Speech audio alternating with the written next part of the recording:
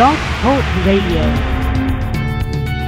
Well, Hector, today is March 4th, which means it's time for another edition of Working the Web to Win. It also happens to be Fat Tuesday, or as they're calling it in New Orleans right about now, Wet Tuesday. I don't know if you heard about what's going on over there, but with the persistent drizzle falling in the French Quarter, and I think they said the temperature's going to top out in the upper 30s, people are going to need a lot of that Cajun seasoning to kind of get into the right frame of mind. Well, we might need some of that here. I mean, if you think about it, our temperatures, the high 50s today.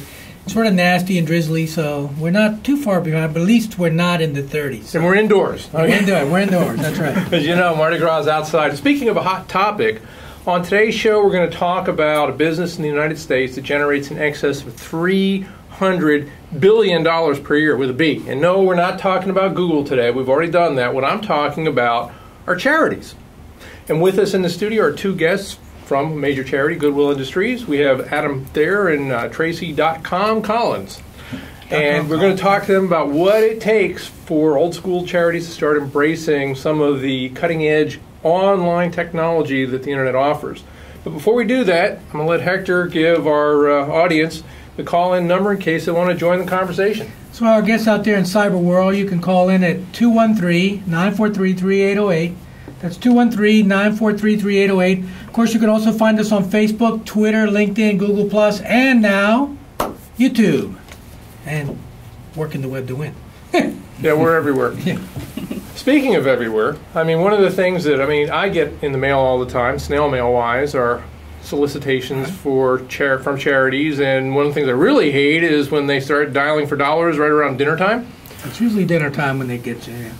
You know, and it seems to me that a lot of the old school charities are having trouble plugging into the new wave of technology that the internet offers. I understand that one of the things Goodwill's been doing is taking the next step in using the internet to generate some donations and a lot of other things for charities. I thought I'd let you guys talk a little about what you guys are doing at Goodwill. Yeah, absolutely. Well, first of all, I do want to say that Goodwills all over the nation operate independently. So Goodwill of North Florida, where we are in Jacksonville, does not solicit cash donations online or in any other form. We only operate strictly based on your donated generosity of your goods, gently used clothing, accessories, and so forth. Yeah, but However, up until recently, they weren't really taking full advantage of some of the facets that the internet has to offer, and some of the new programs you have are pretty exciting. Within the last year, we have launched part of the shopgoodwill.com industry, and we are just blowing it out of the water. So Shop Goodwill, just to let our audience get a little handle on what it is, it's kind of like a Goodwill store meets eBay. Exactly, yes. Tell us a little about how that got started and what kind of opportunities people have on that site. Well, it was a concept that was started before we embraced it. Okay. But we have been very, very successful at it, and that has a lot to do with our management and our executives. We topped out last year as 30th in the nation in just 1 year, and I believe our best month to date was October, where we ranked number 17 in the most sales nationwide of all the Goodwills. And again, this was within our first year. And actually on my screen here, I've got the homepage. Like I said, it looks just like an eBay offering. You've literally got thousands of items. They're broken into categories, and you can point, click, and start making some bids. Yeah, I was shopping on it today. I have some really cool stuff. Oh, excellent. Oh, yeah. Good to know. See, and you can find the links on the blog, which is how Hector found out about it. So they had an Odyssey telescope. It's like vintage 20 years ago, but it was really cool when it came out. And that's a Celestron thing, but they had it for like $33, and there was 3 bids on it.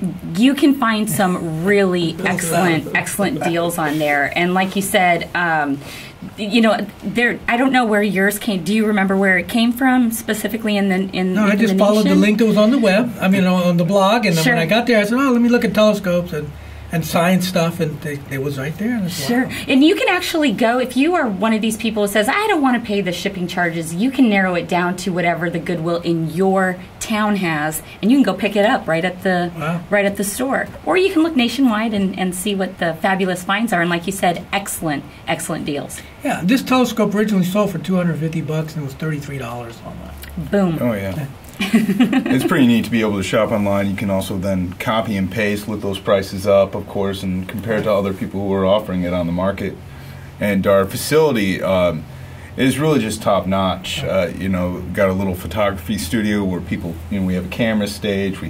We get all the items up and make a nice picture presentation for it, and you know, it's also helped create jobs for people that maybe cannot walk around and have to be more, you know, more of a sitting type of job. So that also is very appealing to help people. Speaking with of jobs, Adam, that was one of the other sites that I pointed out in my blog, Job Junction. Yes. Tell us a little about that, because that is something that I find it's not really something that's product oriented. It's for people that are looking for jobs. It helps employers interface with people that are looking to find employment in the local areas. And allow me to brag about Adam, because I know he won't do it himself. Adam is our IT manager, and he, along with our COO, our Chief Operating Officer, they put together a cutting-edge new Job Junction that you'll see all around Jacksonville. And it's so unique that people are coming from all over to look at it. And they actually have won awards that you are familiar with, the Jacksonville Business Journal Award. So got one right over here somewhere. Yes. We about a year or so ago, Jim Wadsworth and myself were approached by our Vice President of Workforce Development, Linda Lewis, on how to drastically change how we did things in Job Junctions. Obviously, the way people look for jobs has changed in the past 10 years. Yeah. You now can look for a job in your PJs. Why go to a place to go look for jobs? Or you can even shoot a show and be in your PJs. Oh, absolutely. And so we decided to totally revamp this Job Junction. First thing I wanted to do was put our virtualized Job Junction on the web. So all of our services, all of our job listings, all things like that, you can go to www.goodwilljacks.org, click under the employment section, and click on the virtual Job Junction. You can enroll with us and then browse the many jobs that are out there. Yeah.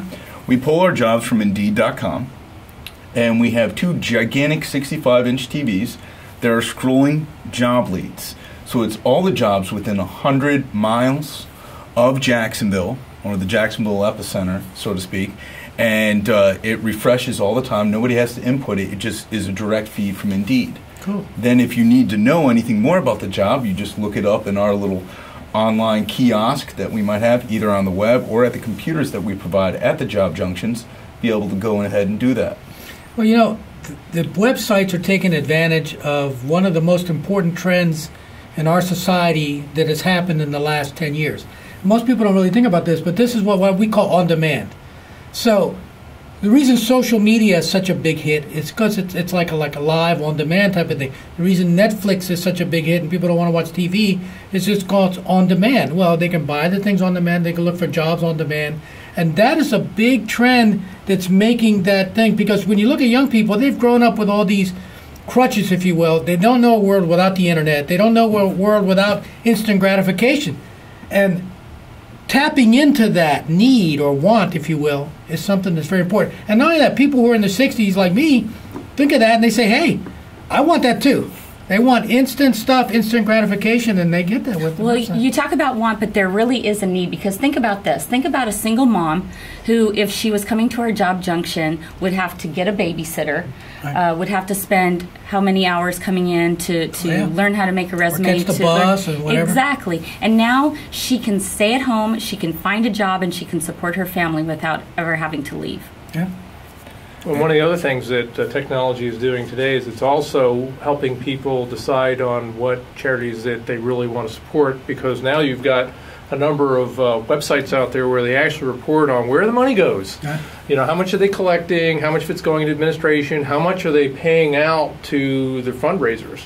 There was an article not too long ago on in New York where they were talking about the fact that the fundraisers there were taking in almost 2/3 of the money they were collecting and putting it in their pocket. 65% of the money that was not going to the charity. Wow. So what's happening today is that even the way that funds are being raised is completely different from the way that it was just a few years ago. In fact, now there are actually several sites where they're crowdfunding, people going directly from the donor to the recipient. Right. It's almost like they're working like, what's the other site that we talked about, Kickstarter?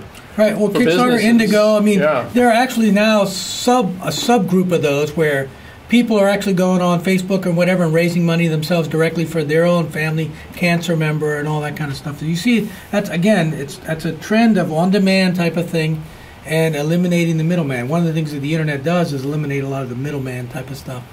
I really like the idea that I can actually hold charities accountable by looking up where they're spending their money, because that was always a big deal. I remember in the 80s, some of these really big charities were spending as much as 85% of their money on administration. Wow. Which is crazy.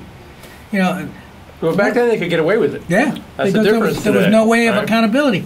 I know that recently the Red Cross, when they did their fundraising for the Haiti disaster, the earthquakes that they had there, they raised something like $8 million with a texting campaign. But what most people don't really realize is they raised $35 million in a social media campaign that was tied to that. So when they would run their commercials on TV and so on, they'd say go to Facebook or whatever and click here and donate. And they were tying it directly to that. And in a very short period of time, they raised a huge amount of money. And that was the first time that was ever done. And that wasn't that long ago. So. Yeah, but there's raising the money, then what are you spending the money on? And one of the sites that I have in my blog here is called Charity Navigator, where literally you've got an A to Z directory.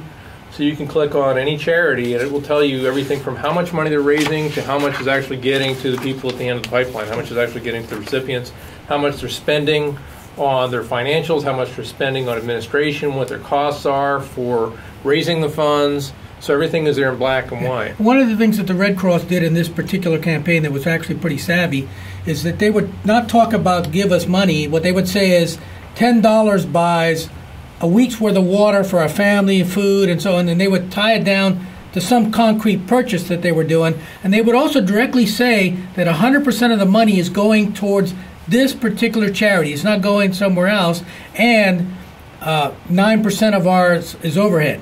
So they would mention that in the ads, and that would really prompt people to move forward. Well, I think in this information technology world, you have to be transparent like that now.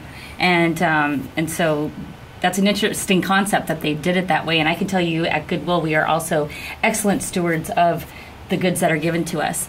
And that kind of brings it back to Shop Goodwill, because people would give us things like you were talking about, the telescope that's worth $250. Well, if it sold in a store, just because the nature of the thrift store is it would have sold for a lot less. So what we're doing is we're being more diligent with the items that you do give to us, and we're getting the most value out of it, so then we can find more jobs for more people. And just so you know, that telescope is a vintage one. You can't get them anymore. Well, you know, I do the next best thing. Okay, I let him bid on it and get it. It's like, hey, Hector, can I borrow that? It's an even better deal. So you're going to tell us about some of the things that charities aren't doing very well? Because in your article, you talk about them specifically. Well, there's a lot of different areas that they're working on right now. But one of the things that I like right now is the fact that even Forbes is pointing out that charities are going to have to adapt. In fact, they have an article in here. It's called "The Death of Big Charity," and it talks about the fact that even a lot of the people that you know, the 1% that hold a lot of the money in this country, a lot of their heirs now, they want to see what's going on with their money. They want to be hands-on with this, and that's something that before it was just, you know, you said, okay, I'm going to donate to this organization, and then okay, my job is done, and I can move on.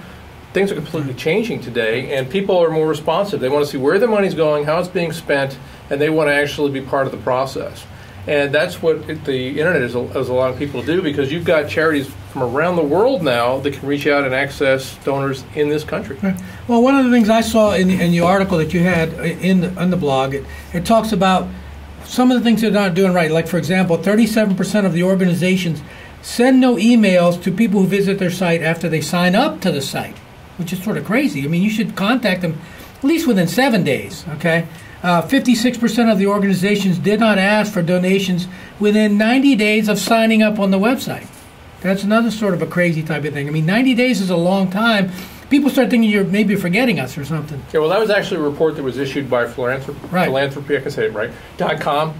And they went on to point out a lot of those things that even the companies, the charities that are doing well, not just doing well, but actually are using the internet. A lot of them are not using it properly. They need to hire people like this that really know what's going on. And a lot of the people that are on the other side of the equation, a lot of the people that are, you know, not baby boomers, but the Gen Xers and things like that, they really would much rather be approached with online, because that's what they're used to using. Right.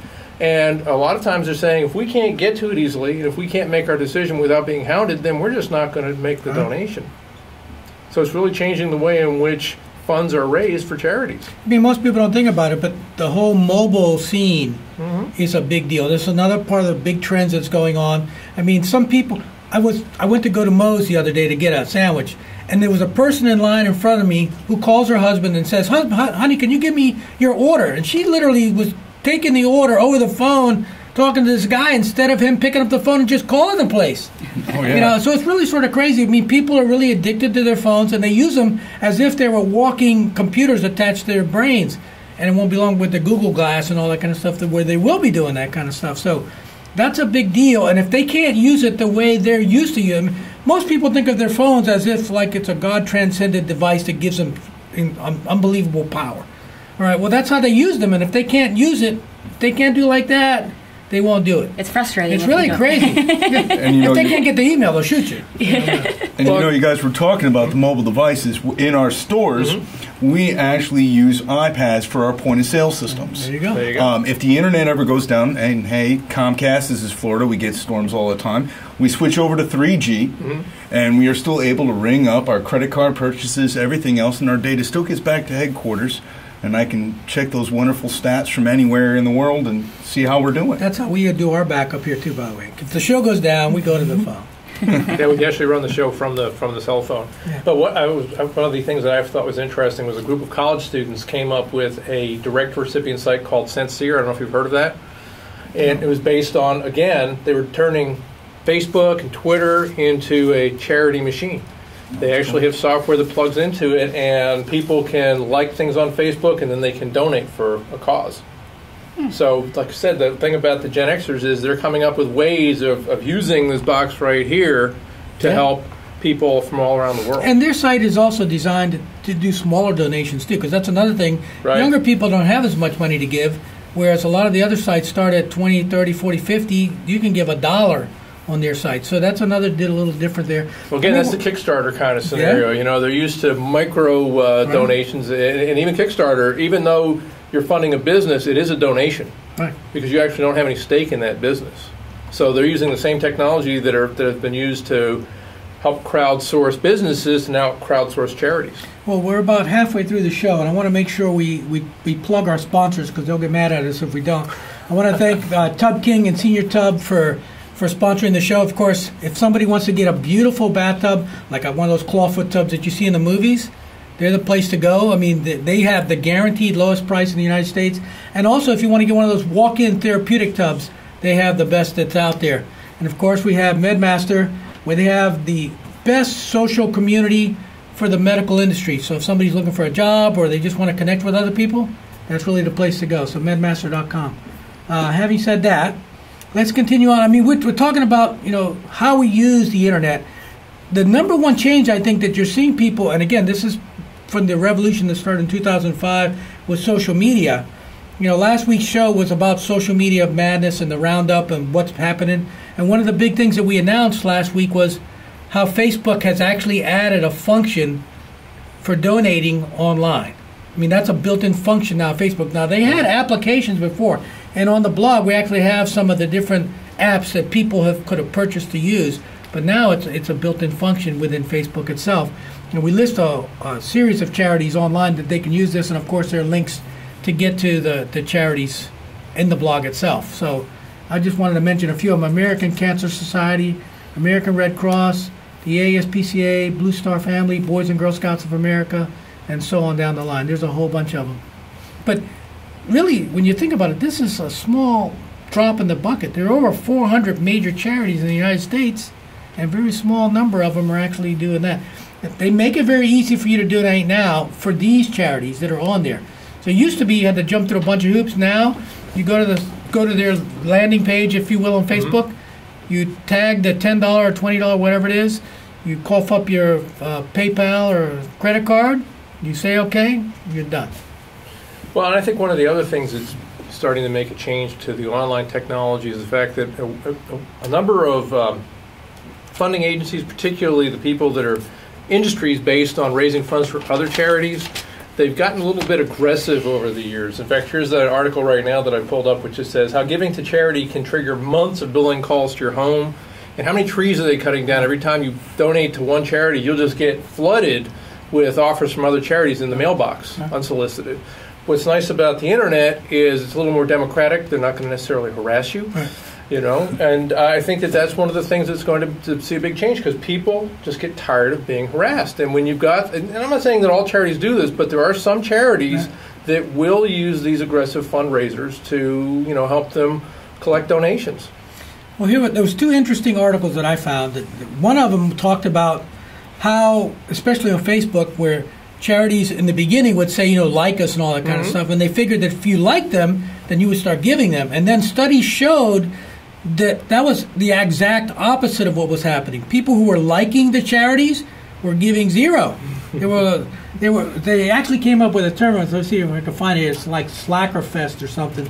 But these people, and they would get credit for liking you, and that was sort of what counted as giving towards a charity, which, that doesn't cut it. So the smart charities got into the play where they were doing things like they would identify what we call influencers or team leaders, and then they would take those people and have them corral the people who would do the donations. They would also use social media to find the high-income earners and so on, and you have to know where to look. So actually looking on Facebook is not the place to look for those kinds of people. You look for them on LinkedIn. You can tell who's an executive and how much they're making and all those kinds of things. So people who are using social media properly are making are getting big donations that way. But people who are not, and they're just using it any old way, they're losing their shirt, if you will. Well, one thing I can tell you, first and foremost, you're never going to get an annoying phone call around dinner time from Goodwill. and certainly, we, like Tracy said earlier, we don't deal with asking people for money. Right. It's a little bit easier to give up that pair of pants that makes you feel a little bit bad about yourself because it doesn't fit quite right after a few too many meals. Just dropping that off at our donation centers around town. And we do still want you to like us on Facebook, but for a different reason. But you're not paying people to like you. There you go. But we do post things that I know you'd be interested in, Hector. For example, at the end of the month, Shop Goodwill, the last couple of days, runs a Buy It Now special. Right. And the items are never more than $8. I was scoping that out too today. Thank you. Yeah, and again, one of the good things about social media is if you do give, you get instant gratification. So for a person who wants to get credit, it pretty much shows up on their timeline that they just gave money to Goodwill or whoever it was. And that's one of the things that drives donation, because people want to get credit that they did it. Personally, I don't usually try and get credit. I mean, I'm going to get my little receipt and I'm done. But there are some people that's what drives them, okay? And that's an important feedback piece that's necessary. I think that if people actually use social media in a smart way, they can be very successful. Here's an example. A visual medium like Pinterest is great for posting a wish list. So if you're looking for specific money for different things, you post your wish list and you put the links to where they got to be able to go to donate, and boom. Then you use Twitter to just give them updates on what's going on. Instead of using Twitter to try and sell them or to hound them, just give them the updates of what's going on. We're 50% of our quota. We're 75% of our quota, that kind of thing. And that can make a big difference. And then using the internet for testing is a wonderful medium for doing A/B testing to see what message works and what message doesn't work. And the best time of year, according to all the studies I've read, is between Thanksgiving and New Year's. So that's where you do your testing time. Even though people are spending all their money for Christmas and stuff like that, that's a good time to do testing and then do your contest during the rest of the year. Well, of course, we always see a tremendous rush at the end of the year because everybody wants to get in before the tax season closes. I actually started out working in one of the Goodwill stores off Old St. Augustine Road in Mandarin, and I remember working there one New Year's Eve, stepping outside and seeing the line going all the way down and people just driving up and dropping their stuff off, and also thinking to myself, wow, this New Year's Eve I'm probably never going to get out and have any fun. So, but yeah, it's crazy, the huge rush that you have during that window of time. I usually do mine like a couple of days after Christmas or something when we go through all our stuff. But recently I started actually, when my wife says, you got too much stuff, it sort of forces me to take it out of the house. Well, that's what's nice about Goodwill. You got a place where you can send the stuff that you're not going to be using. And what's nice too, or even on their Job Junction site, they have a link for the donation centers and even to give you a receipt. So come tax time, you don't have to start scrambling around saying, what did I give? Yeah. Exactly, and we actually redid our, shall I say, upgraded our customer service at our donation centers. So whether you've given in the past or not, it's just truly a really great experience. We've got great people working for us, and they're proud of what we do with our funds. And again, for most people who don't know exactly what we do the same thing we've done for 110 years of Goodwill, and that is we help people find jobs. We help them build resumes. We help them learn internet skills that maybe they don't have, and then we give them a resource, thanks to Adam and his crew, of the best and most proficient way to find the best job for them. And the way you do that is you raise the money by selling the goods that people donate. Exactly. That's why I want to make sure people understand that. That's how they get the money to make all this whole machinery work. And it's a great way to do it. I mean, you're giving people something for something, and then you're helping people with that something that you got. Yeah, our CEO's favorite term is our stores are our daily telethon. And that is very true. Instead of calling people up, we just ask you to donate, we sell it, and we get the money that way. Well, of course, might help people find jobs, but on Worldwide Weird today, we're going to talk about somebody who's helping people find dogs. And you're going to find out what the term mutt bombing is all about. This is a little article. Actually, it's not an article. It's actually a little news feed I picked up on CNN, and this girl came up with an idea. It's a new craze. It's called mutt bombing. Have you heard of mutt bombing? I have not. What they do is they take pictures of people, specifically celebrities, and they will actually put them online holding cute dogs or fluffy kitties or whatever, and that's how they're actually helping people find pets and adopt pets. It's something that's brand new, and in fact, on the newscast here, if I get it to run here, I'll play the first few seconds of it, but it was actually a piece done with Barbara Walters, and I'm like, I can remember when she used to handle the heavy news stories, and now she's doing mutt bombing. So do they actually superimpose the mutts on them? They do. They do. That's part of what they're doing there. They actually put them on the pictures. I can't get it to play, but what they do is they actually will put a picture out. If we were talking about Justin Bieber, he could be holding a dog or a cat or whatever, and that's how they help these people find adoption. So that's one of the things. But today our entire Worldwide Weird is going to the dogs, because that wasn't the only thing they were doing. In Great Britain now, they actually have a radio station for dogs. It's called Hound's Wave Radio.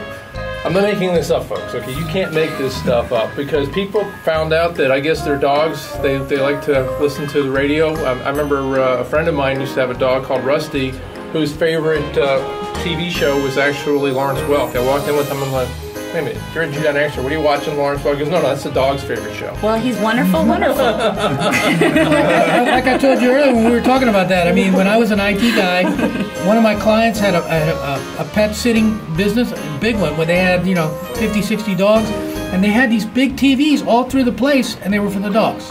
So that when people weren't there, the dogs could hear people sort of talking and all that kind of stuff, and it just kept them calm from howling and all that. Our sponsor's telling us we're running out of time, but I've got one more thing that I just have to tell you about, because again, you can't make this stuff up. An inventor actually came up with a device that will more or less read your dog's bark and tell you what he's thinking. Oh, no. So the dog will be saying, food? Eat the cat. Bathroom? Food? Bathroom? The cat did it. So we'll really know those commercials are true if it's really saying bacon, bacon over and over again.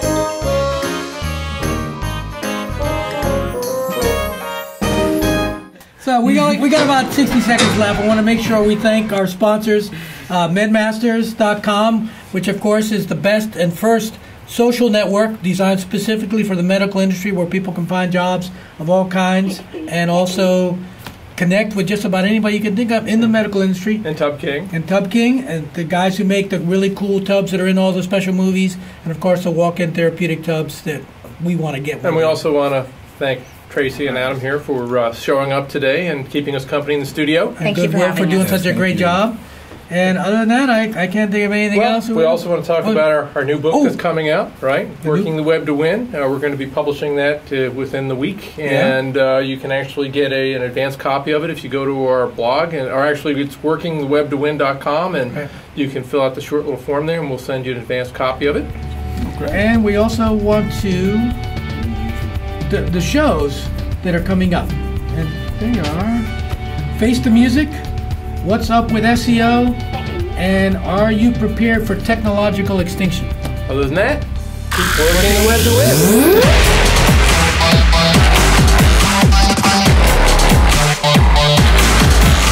live.